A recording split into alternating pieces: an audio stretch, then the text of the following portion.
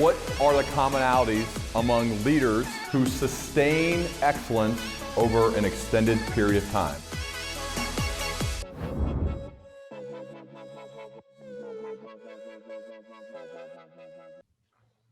All right, Safi, Bahcall, so good to have you here, man. Thanks for being here on the Learning Leader Show.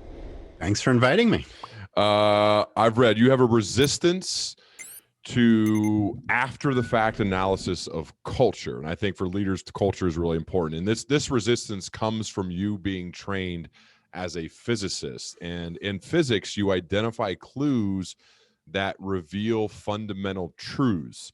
You use those clues to build models that help explain the world around you. And so I'd love for you to share why structure may matter more than culture. Sure. And first, like I said, thanks for inviting me on your show. You've had some pretty amazing guests and pretty inspiring leaders. So I'm delighted to be included in the list of people that you interview.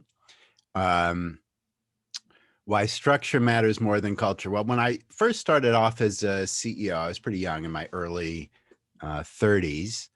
And I read pretty much every book you could find about being a better manager, being a better leader. And so many of those were about creating a great culture, which, the first 5 or so books or magazine articles that I read, sounds great. Empower your employees, reward people, be compassionate, create trust, all that sort of stuff.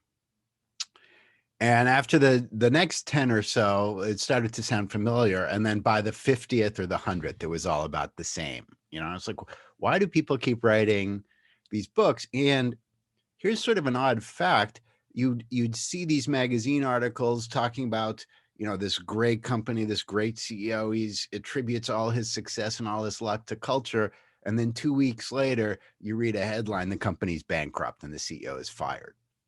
And then you can read just the same words from some other guy and the company's doing great. So you would see these people talking about creating a great culture and it wouldn't really connect to the results.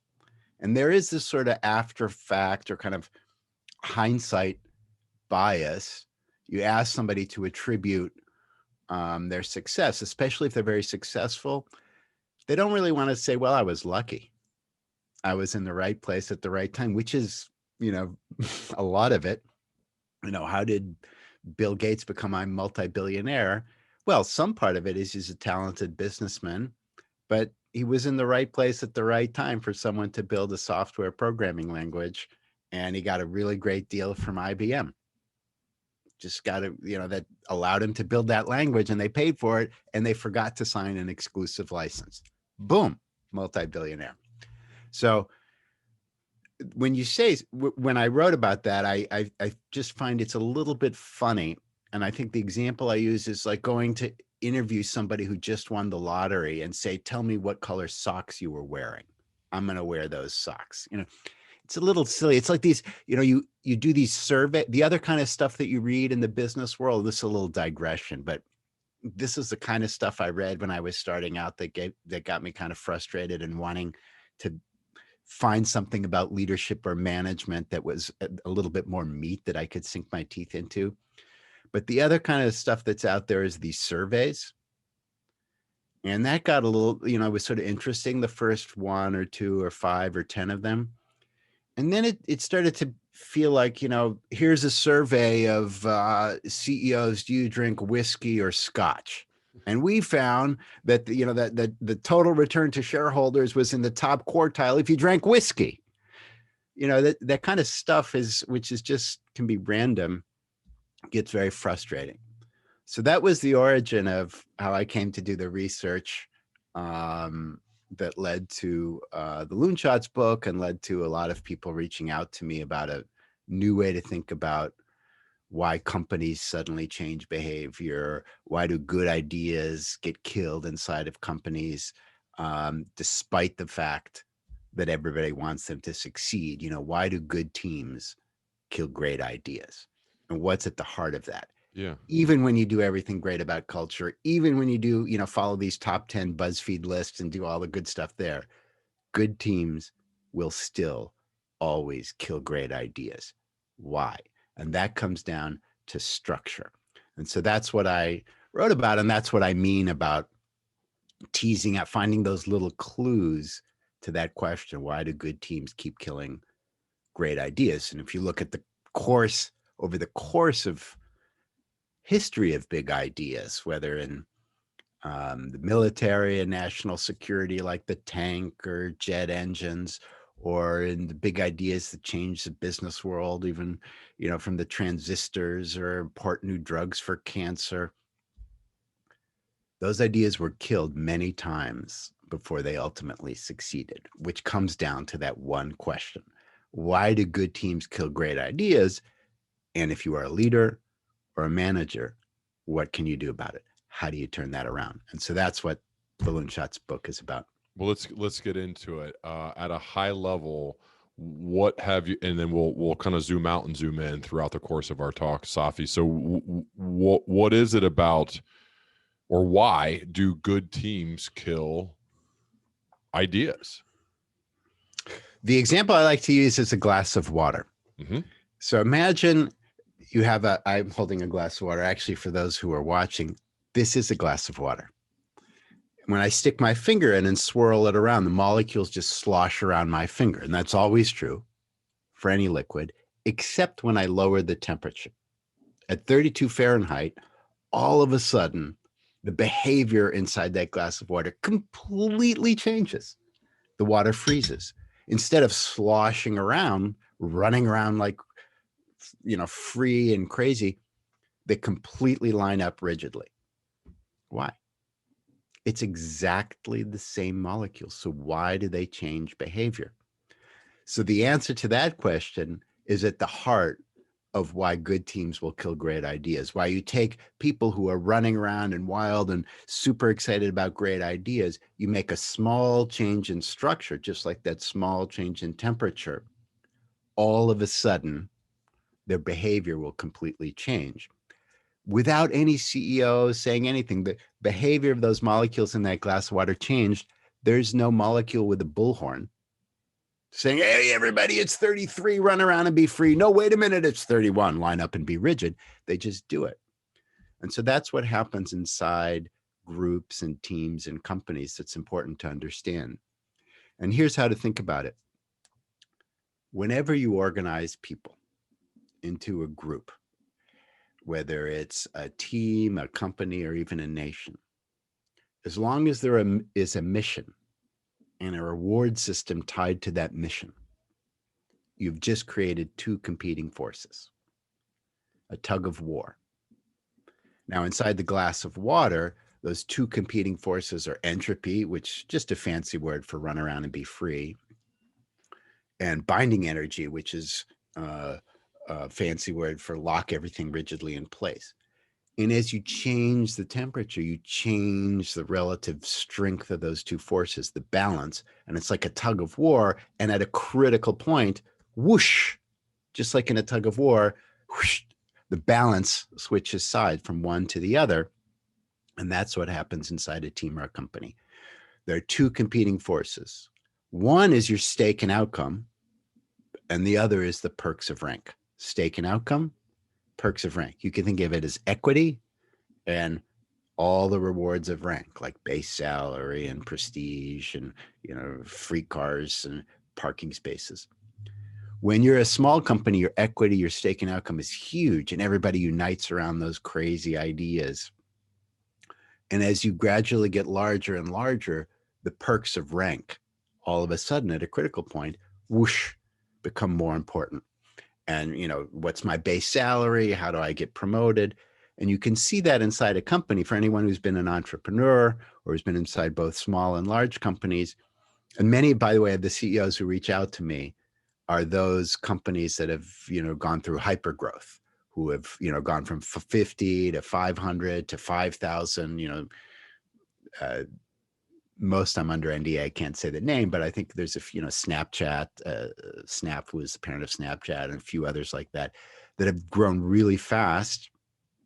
And the CEO has personally experienced that and has seen this. What happens? The sign, the conversation around the water cooler changes from this wild, crazy idea and how do we solve the problems that it hit and how do we all roll up our sleeves to my career path. How do I get promoted? When that shift happens, the tug of war has switched sides. And good teams will start killing great ideas. Why? As soon as you start worrying about the perks of rank, as soon as that becomes more important, you start wanting to shoot down your neighbor's ideas so that you could get promoted. So that's kind of at a big picture what I mean by structure. It's understanding those dynamics, which is the beginning of understanding a different way to think about what happens inside a team. No amount, and the reason that it's so important is that no amount of a CEO or a senior manager, yelling at his team, let's just all, hold hands and sing kumbaya and go after this big goal together is gonna change culture or do much. Just like yelling at the molecules in a block of ice, hey guys, could you just loosen up a little bit and melt on me? That's not going to do anything, right? If you're at, minus 10 degrees Celsius. But a small change in temperature will get a job done. A small change in temperature can melt steel. That's the power of understanding these dynamics. Once you begin to see groups and teams and companies in this sort of different way of thinking about it, it gives you a different set of tools or toolkit as a manager and as a leader to think about, hey, how do I, what's the right mindset? How do I think about managing a team or managing this group or managing a division or managing a company? Now that I understand that there's this structure stuff that matters, and it's not just about, begging people to innovate more, begging people to try new ideas. You've really got to understand what are the dynamics there, what are their incentives at the individual level, and how do I shift that balance? What can I do as a manager or a leader to make this work better? What advice do you give to that person who's nodding along, just like I am, Safi, who said, yeah, I mean, that's the reality of the company where I work. I am a senior level executive trying to build a team. I want to innovate. I don't want to shoot down good ideas, but this seems like a natural aspect to businesses as they grow. So what should we do? What's the response in order to give us the feel like we had earlier on, even though we're not at that size anymore, like the startup where it's all about the ideas, where those questions of, well, what about my career? What about my development? What about my progression? What about me getting promoted? I mean, that's happening all over the place as we speak. What advice do you give to that leader who's dealing with that right now? Sure. I'll tell you three things. Usually, very often, this is sort of like a 4-hour workshop with executive team, but I'll boil it down to a couple of things. And let me just start with kind of the common language and the framework and the understanding. Now, actually, I know you spent a lot of time in sports and talking about persistence and adversity. So there's something very similar here when you talk about individual persistence and overcoming individual adversity with ideas and with innovation. And that is, people think of a great idea in hindsight as so obvious. Oh, let's build, a jet engine, planes will fly faster. Let's make a transistor, and, because it's so obvious that, you can make a switch from a little semiconductor sandwich. Or I'll give you an example that illustrates this kind of the key point here, that ideas are fragile, that ideas, the way I think of it is not only the sort of surprising fragility of the loonshot, of the crazy idea, the one that turns out to be really important, but to expect the 3 deaths. So if you're a manager and a leader, you want to expect that a really good idea will probably be killed 3 times before it succeeds. And that came to me when I was a sort of a young CEO, and I had running a biotech company. We were developing new drugs for treating cancer, and I was pretty disappointed and frustrated that one project in the lab didn't work out. And I was sharing this late at night with one of our advisors, who was a very famous Sir James Black, exactly. Yeah. And he was in his 80s at the time, and I was a young guy, and I was just saying how disappointed I was that this project didn't work out. And he leaned over to me and he patted me on the knee. He said, "Oh, my boy, it's not a good drug unless it's been killed 3 times." And that's, as it turns out, true about most really important ideas. Facebook certainly wasn't the first social network. Google certainly wasn't the first search engine. So one thing to just sort of wrap your mind around is the idea of persistence and individual adversity is true about ideas. The best ideas typically will be killed several times. Why? Because if they're not, somebody else has probably done them. That's what makes them so important, because most people give up, follow this sort of Silicon Valley mantra of fail fast and pivot, which is that's fine if you're looking for a quick win. But if you're looking for a truly breakthrough idea, it's exactly the opposite of what you want to do. Because most good ideas will fail several times. Most important breakthroughs will fail several times. That's exactly why they're important, because everybody else has given up. So the starting framework, kind of the table stakes, is to understand that if you're inside a team or a company and you're a manager or leader, the table stakes are firstly understanding that good ideas, important breakthroughs are fragile. Now that you understand that, you want to understand about how do you encourage them. So the first thing is to love your artists and soldiers equally.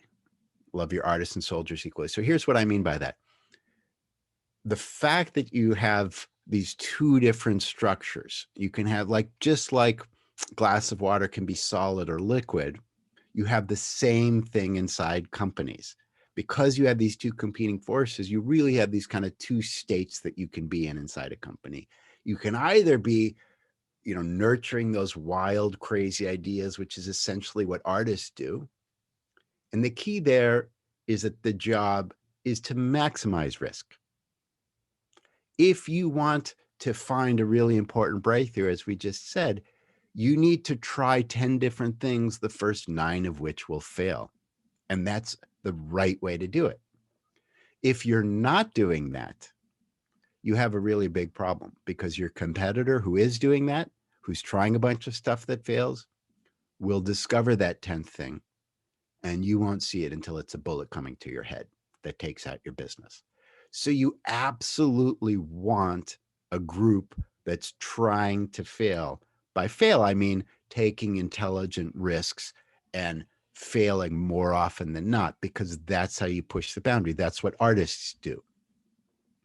At the exact same time, and this is what makes it so difficult and makes the job of a manager so challenging, but so rewarding if you get it right, and so much fun if you can figure out the tricks, is that you need to have exactly the opposite thing going at the same time. You need a group of soldiers who are focused on minimizing risk. One group maximizing risk, one group minimizing risk. Why? You need a group that's focused on time, on budget, on spec, consistently with quality to customers. What's that about? It's about reducing risks. It's about, you don't knock on a customer's door and say, here, sir, here's your toaster. Toaster, I ordered a television. That's not okay, right? In the military, I'll give you an example. When I was, as we mentioned before I got on this call, I've actually spent a lot of time with military and national security organizations who have reached out to me about how does a very large company, you've written about how, 500 person, 1,000 person, 5,000 person, 100,000 person organizations can continue to innovate, to balance this core and the new, to nurture these wild, crazy ideas, even at the same time that they're delivering on excellence, how they can balance taking risk and minimizing risk. So how about help a 2 million person organization do that? And so I've spent a lot of time on the last couple of years doing that, this is another topic, but most people are not aware how dangerous the situation we're in right now, how far the United States has fallen relative to where we were 20 years ago, 30 years ago, even 10 years ago. One actually congressional staffer who was the director of the Armed Forces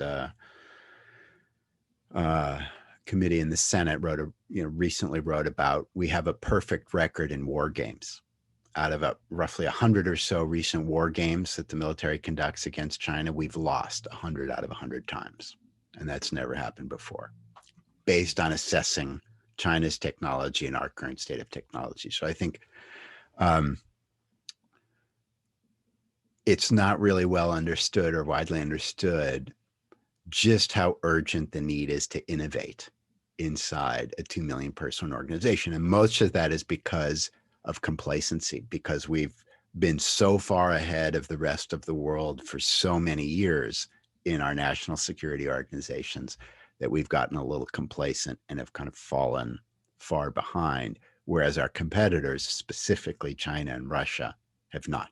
A little digression, but to come back to this point of the need to balance this really weird idea of increase risk, decrease risk at the same time, and how that affects you as a leader, because that's the number one thing you have to keep in mind. Hey, I've got artists and I've got soldiers. I can't just speak to them the same way at the same time. I can't tell the artist, hey, take a lot of risk. I can't, and soldiers, confuse the two, take risk, reduce risk, take risk, reduce risk. It's like telling a, glass of water, be ice, be liquid, be ice, be liquid. You just get nothing. You just get slush. Mm-hmm. So imagine you're on a nuclear submarine, which I was end of last year. I've been invited with an admiral who was in charge of transforming the Navy for the 21st century to talk to them about him and his staff, about how to do that inside the Navy. And imagine you're on a nuclear sub, you're a couple 100 miles from shore, deep underwater. You don't want to start hearing clanking noises from your nuclear engine. That's your core. That you want to reduce risk. You want that to be operating, 99.99999%. You don't want that to be operating 80% of the time. Our nuclear engine is fine. 20% of the time it blows up a little bit. That's okay. Right?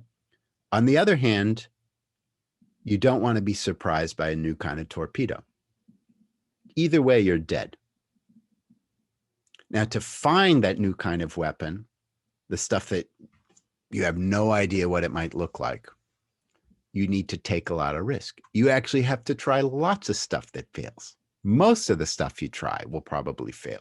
And that's the right answer. So here's the challenge as a leader. And here's one of the things I work with a handful of company CEOs that I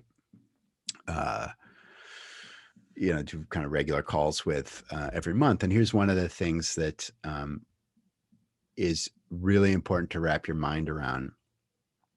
And that is loving your artists and soldiers equally.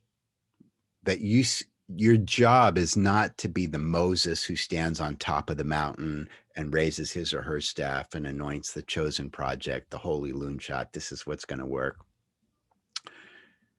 Your job is to manage, as soon as you're bigger than 5 people or 10 people, where everybody's just sitting around a table and you can figure stuff out while you're eating pizza. As soon as you become a larger company, grow into a larger company, you have a group that's focused on time, on budget, on spec. That's great. And you want to talk to them about, let's talk about our metrics. How are we doing on, number of deliveries, on reducing customer issues, on solving problems quickly? What are our metrics? We were at, 5 on Monday and we're getting down to 4 on Tuesday. We're doing a great job. We're down to 3.5 on Wednesday. And how do we keep improving that? And at the same time, you have a group of artists that you want to be taking risk. You want them to be failing. If they're always succeeding, you're dead, because your competitor is going to find that crazy thing.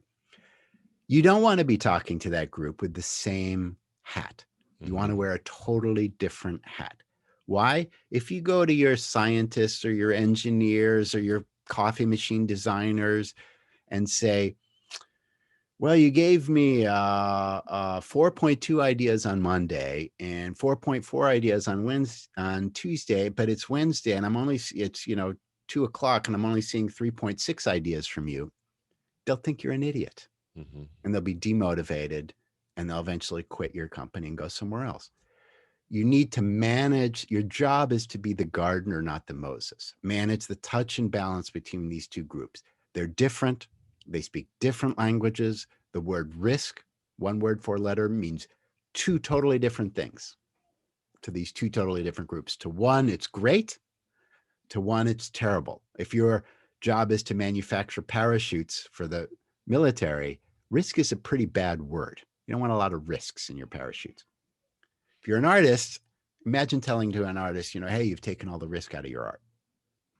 That's a horrible insult. So what do you need to do? You have to understand that these two groups don't understand and generally don't like each other, which is fine. The group making the money rarely likes the group spending the money and vice versa. Not only that, they don't want to spend time with each other. You have a sales guy. What's the sales guy getting paid for? Making calls and closing deals. Sales guy job, the way he or she sees it, you were, I think, in sales, right, Ryan? Yes. Yep.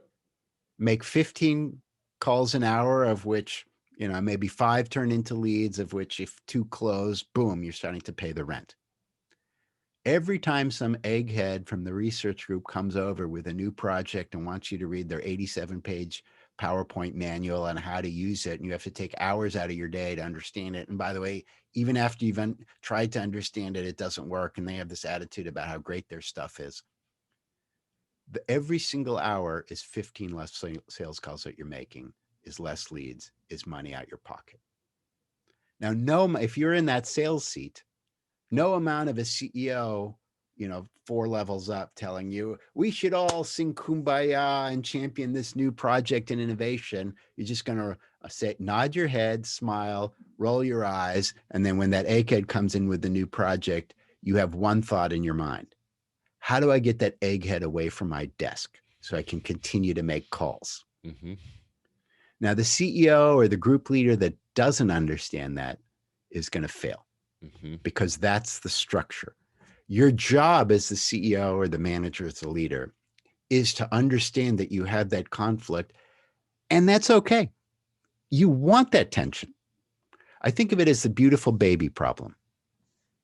The group working on something new, creative, whether it's a new coffee machine design or a new algorithm from an engineer about a better technology, they see their stuff as this beautiful baby full of potential. They've just created it. It's got to be the most beautiful design in the world. It's going to be the coolest algorithm. It's going to be the neatest technology. Nobody else, none of my peers has done it. At the bar at night, they're going to all pat my back on what a great product I've created. And you want that. What's the opposite? That they're not excited about their project? No. You want them seeing their new thing as a beautiful baby. Now, the soldier, whose job it is to minimize risk, is going to see a shriveled up raisin covered in vomit and poop. For anybody who's a young parent out there, I have 2 young kids. You know what I'm talking about. The shriveled up raisin, vomit and poop versus beautiful baby. And that's the core of the tension. So that's kind of the first thing to get into your mind or mindset as a manager, as a leader, is that is the tension that's going on, that's underneath all this stuff. And no amount of talking about it is going to make it go away. You have to understand that your job is to bridge that divide, to understand what are the structural things you can do to improve that dynamic. Because not only do you have to get the new ideas out of that little Loonshot nursery and into the field, but the soldier, the salesperson, the manufacturing guy, you need them to take time out of their day to get the feedback back. Here's what usually happens is finally you convince a salesperson or a manufacturing person to try the new project, and they go to their customers. It blows up. It doesn't work. Nothing works well the first time. And the salesperson is like, sorry, I've wasted your time, I've wasted my time, is kind of irritated. What's their motivation to go spend another couple hours teasing out from the customer? Help me understand exactly why and what did, and let's sit down. The customer's like, I'm busy. I have a life. Like, what are you talking to me about? The hell with you. And the whole time that you're trying to collect that feedback, you're not making sales calls with the next customers. You're losing money. And you're not being rewarded for it. Your boss isn't going to remember, when it comes time to end of year reviews. Oh yeah, 6 months ago, you took time out of not making sales calls and not closing deals to help work on some new project. Are they going to remember that during the end of year review? No, because why? Your boss is a salesperson just like you. And this is what they love. Closing deals. What's your funnel look like? How many did you call? How are you roping in customers? What's your retention rate? What's your conversion rate? This is what soldiers love to talk about. And that's great. And this is the secret. You need both. Okay. If you're on a nuclear submarine, you've got to have your nuclear engine working fantastic, but you can't be surprised by the new kind of torpedo. You need both. So if you are the manager and the leader, number one, you've got to understand that you've got these two groups, and you've got to understand that your job is to be a gardener, not the Moses. You can't just say, this is the great idea, and I'm going to ram it through the sales group, because as soon as you leave the room, they're going to figure out ways to torpedo it so they don't have to deal with the new thing and they can get back to their sales calls. So number one, be a gardener, not a Moses. Number two, love your artists and soldiers equally. And this is really challenging, because if you've grown up, let's say, as a salesperson, what do you love and respect and enjoy? Sales. Yeah. If you've grown up as a manufacturing person, what do you love and respect and enjoy? Well, improving yield from 98 to 99%, improving yield from 99 to 99.5%, reducing error rates. When someone comes in and says, I have this early stage project and, it kind of flopped a couple of times, but I think it's pretty cool and has potential. Your natural inclination is flopped a couple of times. My guys are at 99, 99.5. What do you flop? Get out of my face. Right. So it's very hard to love both equally, but that's what you have to do. So I'll give you an example of kind of an ultra famous icon, where most people, less famous story, and that's Steve Jobs. People think of him that what made him successful was, he was this Moses who stood up on the top of the mountain and anointed the chosen project. But that's exactly the opposite of what happened. What happened was he did do that when he was younger and his first time at Apple, and it was a disaster. He and Wozniak were certainly in the right place at the right time, and created the Apple II, their first computer, right as personal computers was right at that tipping point, and it was a huge success for about 24 months until dozens of competitors came in and actually started cleaning their clock, from Commodore, which most people forget, to TRS-80, Tandy Radio Shack, and within 3 or 4 years, IBM, which actually did fantastic on the personal computer, the IBM PC, in the late 80s, early 90s. And Apple was rapidly headed for bankruptcy. Why? One of the reasons is Jobs did exactly the opposite. He saw himself as this great artist, as this wonderful, he talked about himself as a pirate and everybody else as a regular soldier. And he had his group of artists, and he talked about everyone else being bozos.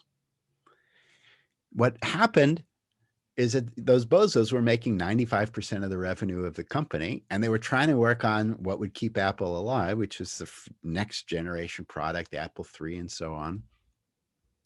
But the hostility he created was so bad that the street between their two buildings was known as the DMZ, the demilitarized zone. People started leaving on both sides.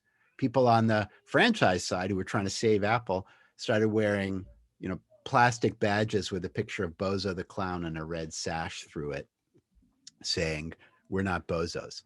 I actually just had an exchange with John Scully, who came in right after Steve Jobs. Yeah. And we were talking about the history there. The hostility it created was so bad that when the product that they finally came up with, the Macintosh, launched, it was a great publicity campaign, but it was a total flop as a product. It was too hot, it overheated, it was too expensive, it was underpowered, and sales tanked, and Apple was rapidly headed for bankruptcy. Now, when he came back, and actually Jobs continued that pattern at his next two companies of the exact opposite. He saw himself as an artist, and he loved only his artists and not his soldiers. Mm-hmm. But then in working with this company that he sort of stumbled into buying for its computer called Pixar, because they had this awesome computer, there was a group that was trying to make movies on the side, just a couple people, and they were trying to make these little movies, but mainly he was trying to sell this high-powered computer they were using for graphics, and that failed as well. And he kept trying to kill this movie project that they had on the side. But there were a couple people there, including Ed Catmull, who I've also gotten to know quite a bit since this book came out, and really interesting stories there. But Catmull managed to keep it alive with a few other people. And of course, that became a big success. And one of the things that Jobs learned there from the movie industry is how you balance your artists and your soldiers. Because in the films, every single film, of course, is a Loonshot. You have these genuine artists, the directors and the actors, and they're about as crazy as you can get for an artist. But you have budgets and producers, and you need money. No money, no film. So you have to have these two groups working together, and they certainly don't like each other very much. And if you don't, there's no movie. So film industry, just like my industry, biotechnology, drug discovery, has where you have these biologists who really don't know much or care much for, manufacturing or sales, needing to work with the manufacturing sales guys. And if they don't, there's no drug. Just like in the film industry, if they don't work together well, there's no film. And so in the sort of 10 or so years that he saw Pixar go from this computer company that he bought it for into actually, with the movie Toy Story, become this great operation. And that's where he really made his money. He became a billionaire off of the movie Toy Story and Pixar. When he got back to Apple the second time, he had learned to love his artists and soldiers equally. So he promoted Johnny Ive, who was this kind of legendary artist and designer who came up with most of these beautiful Apple products. And he found this guy at Compact Computer who was called the Attila the Hun of inventory. And if there's a better name for a soldier inside a company, I don't know it. And his name was Tim Cook. And he led by managing the balance between those two. The iPad, when it first launched, was a beautiful design. But if Tim Cook hadn't gotten the cost down from $6,000 to $600, there'd be no Apple. You need both. And so that's what really happened there. And that's kind of the lesson for a manager or leader. It doesn't matter whether you think you're an artist or you think you're a soldier. As soon as you get promoted and are in charge of a group, everybody's watching your face. You're on stage. Everything you do, every facial expression, every frown, gesture, email, you're signaling.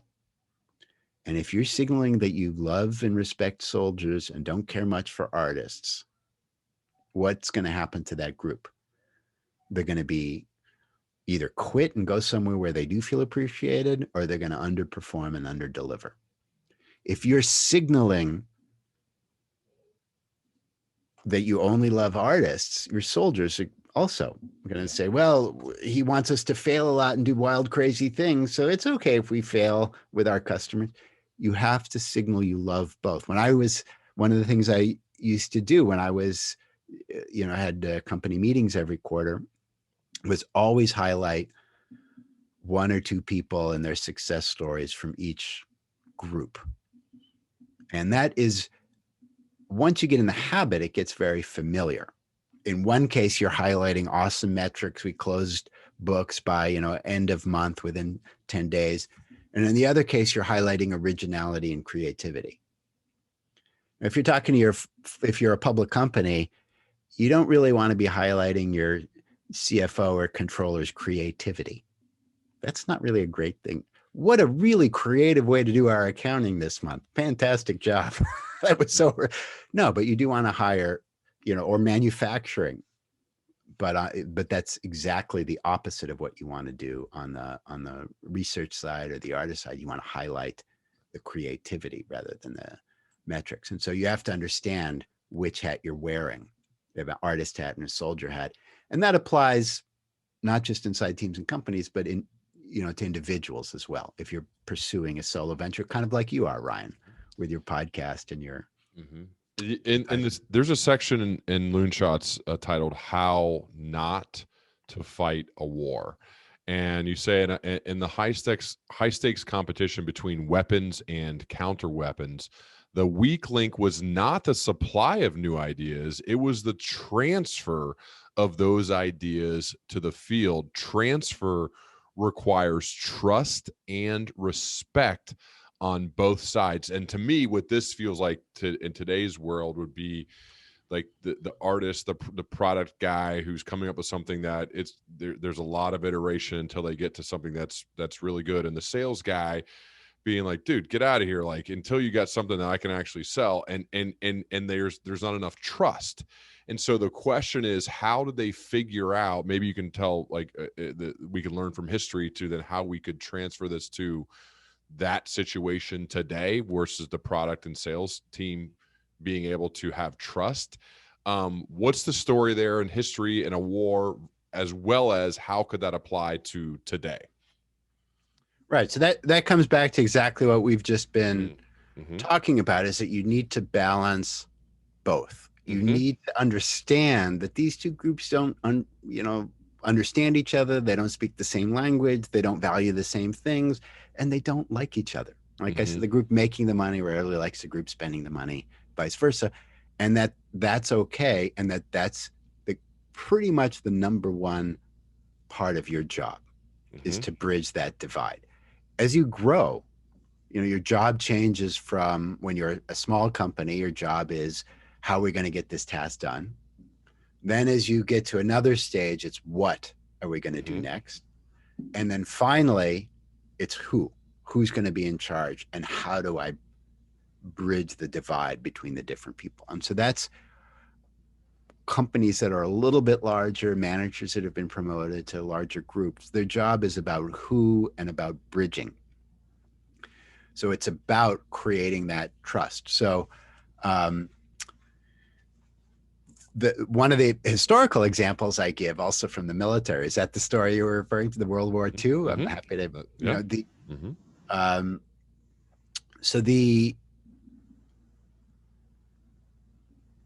part that's left out of most histories, especially the popular histories of World War II, is what was crucial in turning the course of the war.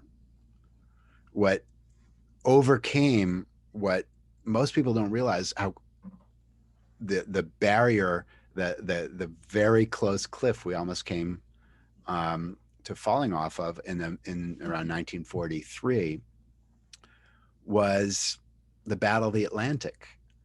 That Nazi Germany had been winning most of its battles up until then, had won most of Western Europe, and there was only one nation left that was holding out in Western Europe, and that was Great Britain.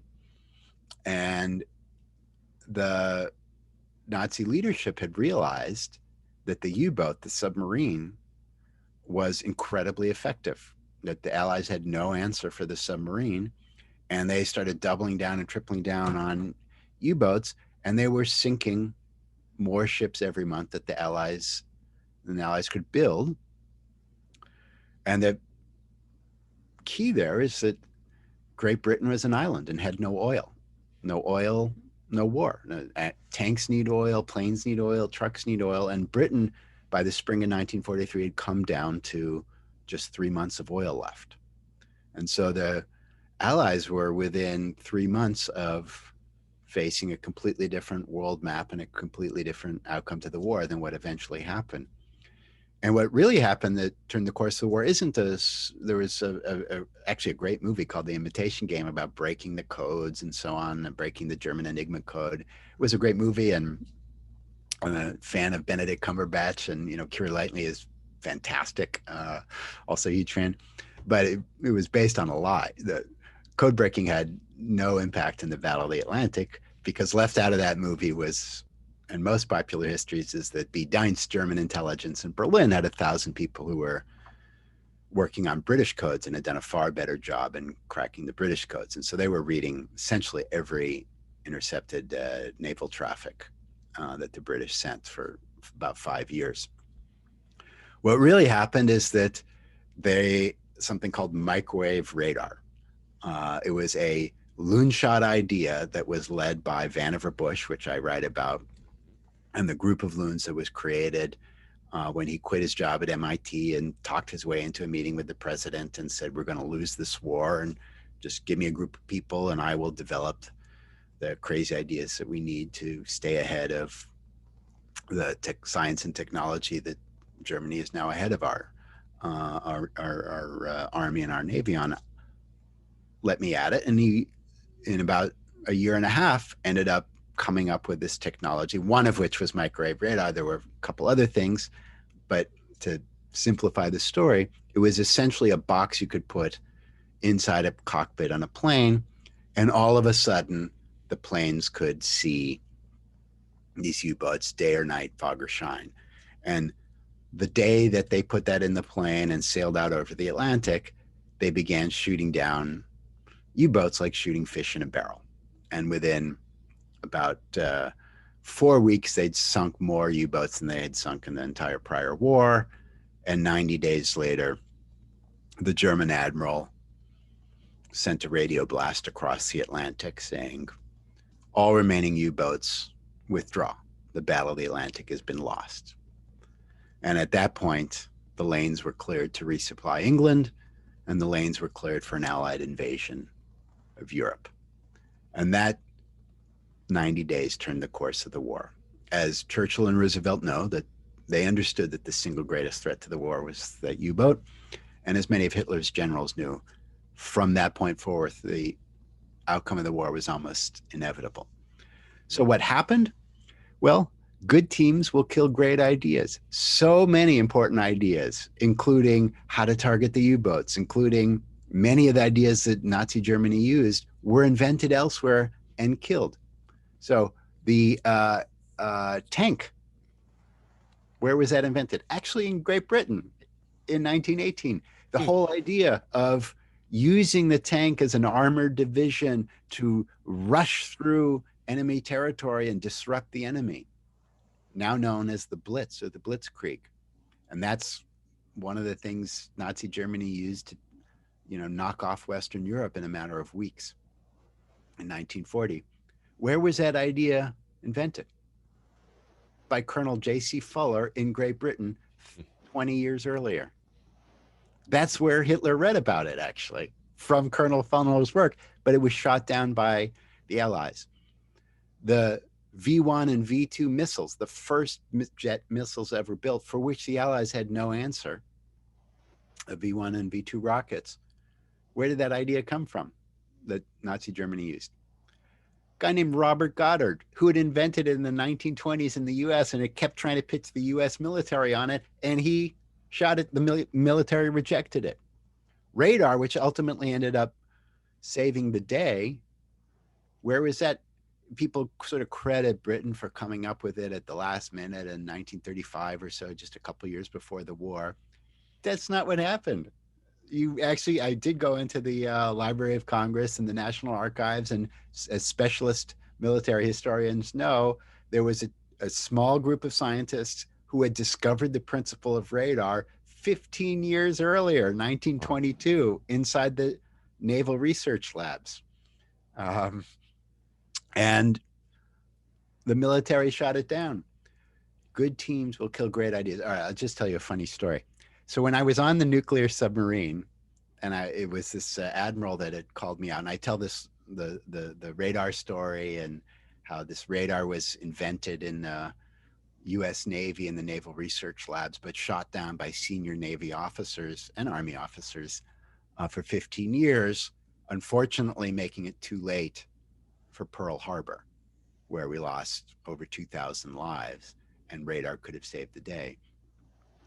I remember the first time when I went into that little, there's a little commander's mess room on a submarine, and we were sitting there with his staff, and he had read my book Loonshots and said, this is what we need to do in the military. And he said to me, and I said to him, the first story in the book is about a battle of the Atlantic, a naval battle.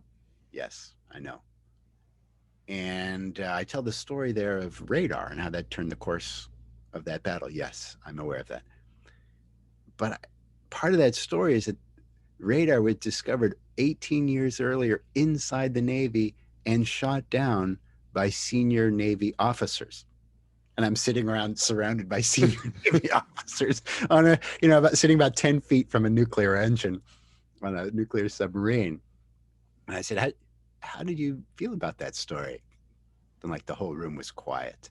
And then he kind of leans over into me and he goes, that was my favorite story in the book. And then I figured, okay, I'm going to be friends with this guy.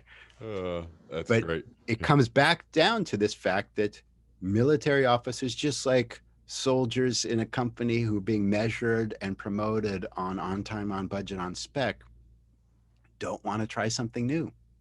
That's not what they're being rewarded for. That's not their training, because new means risk, and their job is to reduce risk.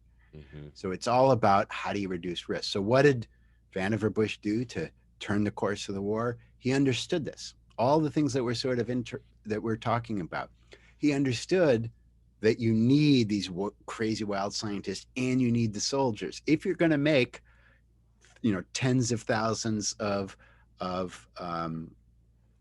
ships and trucks and planes and munitions, you need on time, on budget, on spec, and that's incredibly important. But if you're going to discover the crazy wild new weapons, you need another group that's got permission to fail and experiment. And you've got to love them both equally.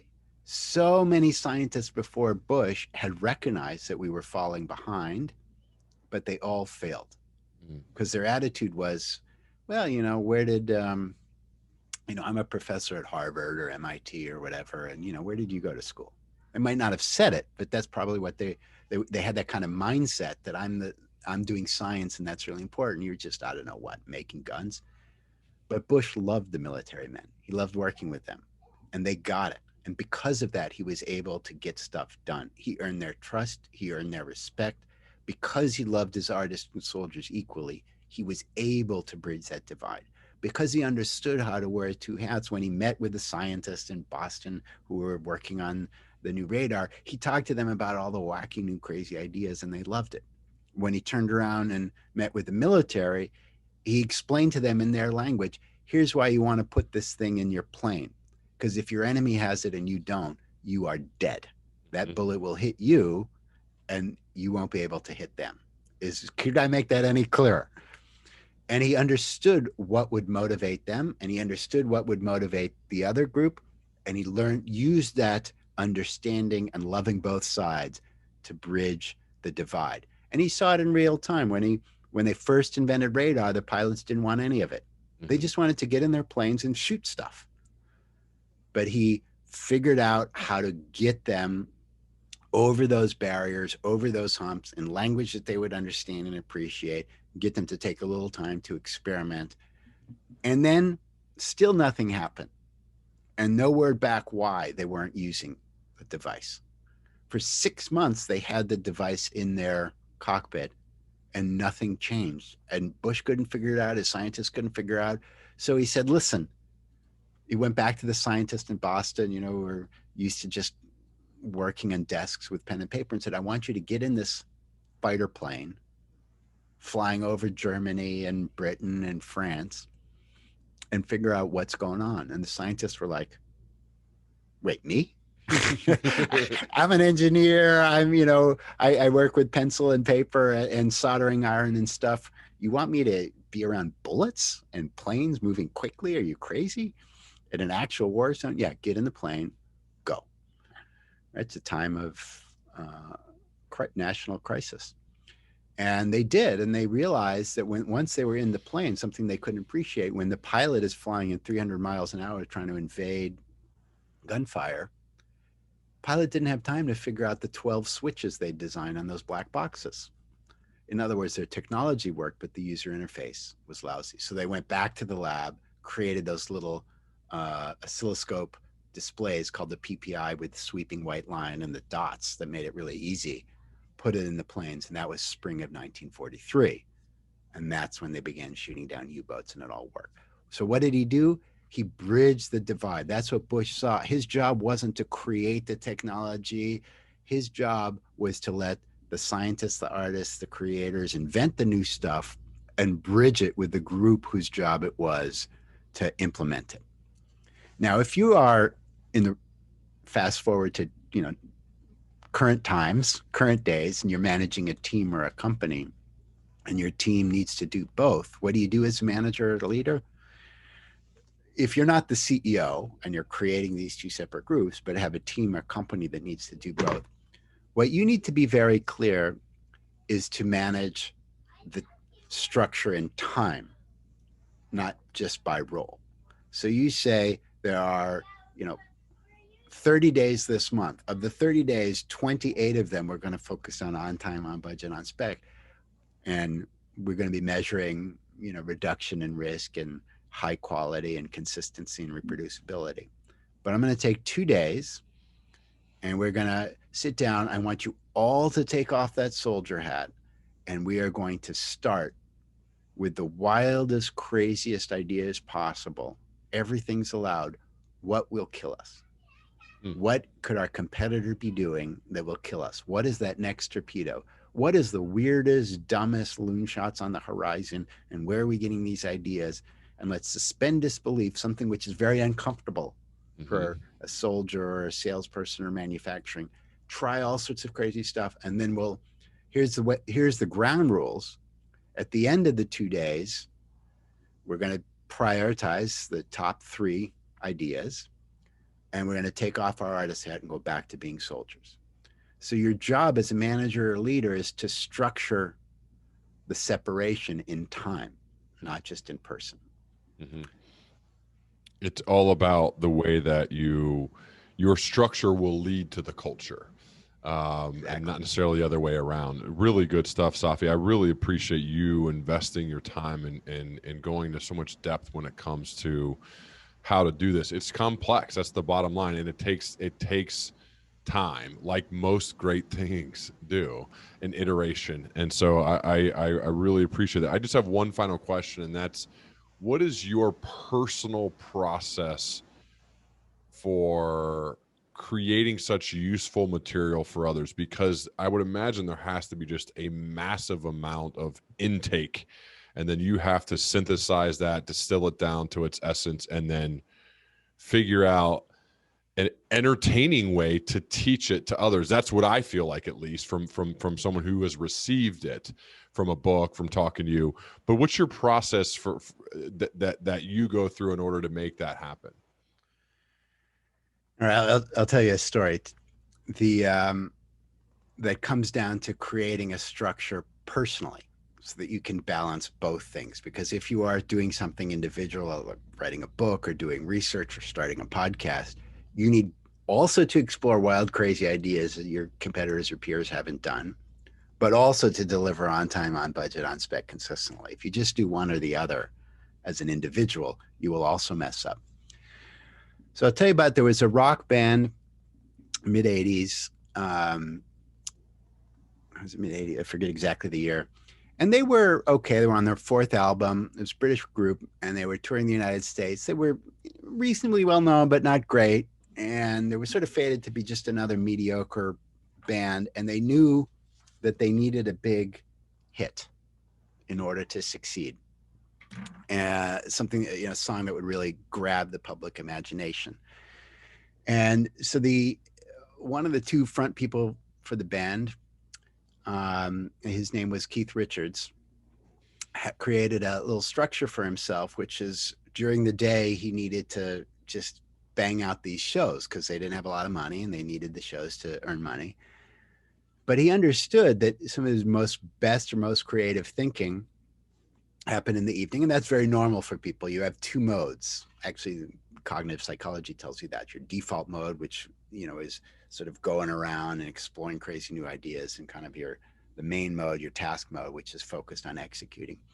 And he understood correctly that the default mode, that wild creative stuff, is often activated, let's say when you're falling asleep or at night, or when you're in between stuff, just walking down the street, looking at trees and birds.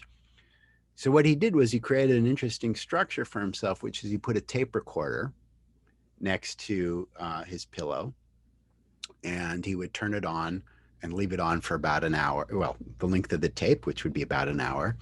And then in the morning, he would listen. And so he was doing that, and they were really struggling to find anything interesting. And then one morning he turns on the tape, and there's, 56 minutes of, but just before that, just before the snoring, there was 30 seconds of, I can't get no satisfaction. And that, of course, became I Can't Get No Satisfaction. It became their big hit, their breakout hit. And that band, of course, was the Rolling Stones. So what did Keith Richards do? Well, he created a structure to balance the internal artist and the internal soldier. He figured out a way that worked for him to do both by creating a structure that he could understand when the artist was most out to play and capture what was coming out of the artist without interfering with what the soldier needed to do, which was bang out a bunch of shows and bring in the money that could continue to pay the rent. So that's sort of what I do. I don't create songs for the Rolling Stones, but you create a structure or routine that works for you, where you have time or structure or things that maximize your creative output, your ability to tell wild, wacky stories. Sort of, I'm telling the rise and fall of Pan Am and World War II and submarines and James Bond and Teenage Mutant Ninja Turtles, crazy stories, while at the same point figuring out what you need to do. In the case of communicating, you have, how do you keep the reader and the audience in mind and understand this is all about the reader experience and not about entertaining yourself, but it's about what experience are you creating for your audience, for your customer, for your reader, and how do you balance those two things? It's about, which gets back to creating the structure that works for you.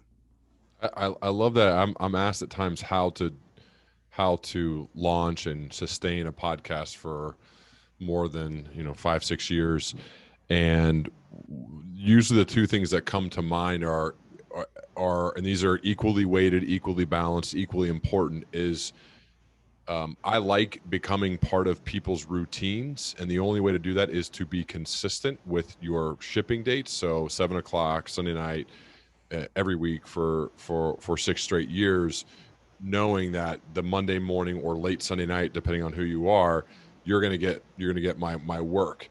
So that's one part of it, is you got to be consistent and you got to ship on time every time, but you also have to bring the quality and creativity and introduce your fans and listeners to new people that maybe they wouldn't have heard of. So constantly out there looking like the artist's mind, who would be interesting? Oh, I think Safi Bahcall would be great for these reasons about Loonshots. And then I'm also going to talk to General Stanley McChrystal about how they defeated Al-Qaeda. It's completely different people, but I think they both have value. That's kind of the artist part. But then on the back end, this regular, disciplined consistency, and you got to have both. If you don't have both, it's going to be really tough. So it sounds like that's your style. That's Keith Richards. I love to hear that. How do you make it work for you? That's what I try to do. My background in sports is so built upon discipline and resilience and pushing through tough moments, doing the work every day. I mean, my parents were really big about showing up for in the weight room, showing up for practice like you never, ever, ever, ever, ever, ever miss. And I feel the same way about my work. You just don't miss. Like we happen to be recording on a day there's a lot going on in the world, but neither of us are going to miss. Like, we're here, we're prepared, we're ready to go. And so I think that's part of it. But then also knowing, though, you have to have the artist time to be out there thinking of, like, what's a new and different way. Like, there are a lot of leadership experts. I could literally interview 500 of them, but that's not what this is about. This is about finding different, curious, interesting people that could help leaders become better, but not just all of the leadership experts out there. So I think that's what people seem to be drawn to, and I try to never forget that and remember that that's part of why this thing has seemed to work. And my job now is just to continue to try to make it better. So Great. Thank you, man. I really appreciate you being here. Where would you send my listeners to learn more about you online? You can go to the Loonshot's website, loonshots.com. Perfect. And yeah, Loonshots, the book speaks for itself. You look it up. Everyone in the whole world has basically said you got to read this book, and I'll add one additional person to that list. You definitely should read this book. I'm fascinated by it, and it's killed it ever since it came out. So, Safi, I just got to say thank you so much for being here, and I would certainly love to continue our dialogue as we both progress, man. Absolutely. Enjoyed our conversation. Thanks for having me. Me too. Thanks so much. Okay.